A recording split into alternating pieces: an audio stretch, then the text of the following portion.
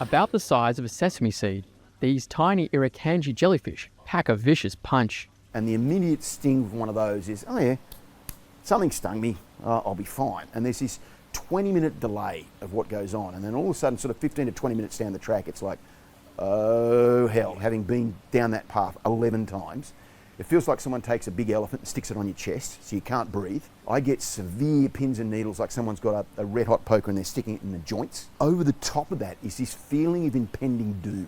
0 being no pain, 10 the worst you can imagine.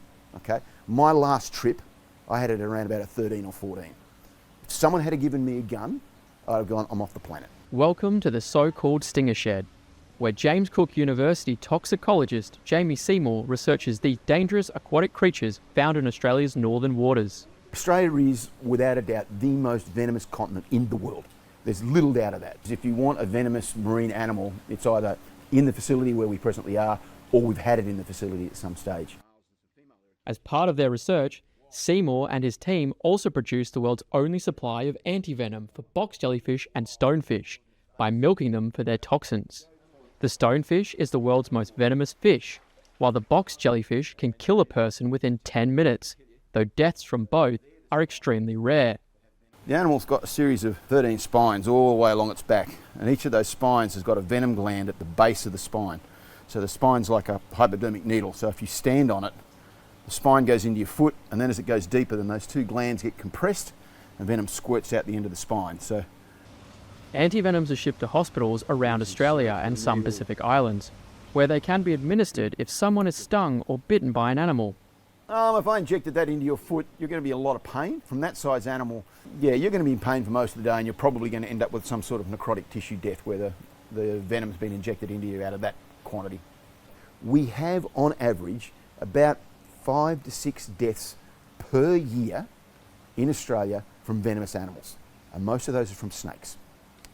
So the chances of you being stung by an animal in Australia or bitten is reasonable. The chances of dying, very, very, very small. We have some of the best antivenoms in the world. Seymour has also noticed a change in where the creatures are showing up, with warming ocean temperatures pushing these deadly jellyfish and other marine animals further south along the Australian coast. Again, when you plot when these things are occurring versus increase in water temperature, there's this beautiful correlation. But it's just that, a correlation. But it makes sense. We have a reasonable understanding of what goes on up here and what drives the season. We have no idea what happens when you go to places like Mooloolaba or Fraser Island. It is only a matter of time before these animals turn up in large enough numbers, and the only option we have down there at the moment is to shut the beach.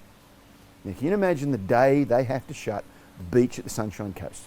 All hell will break loose.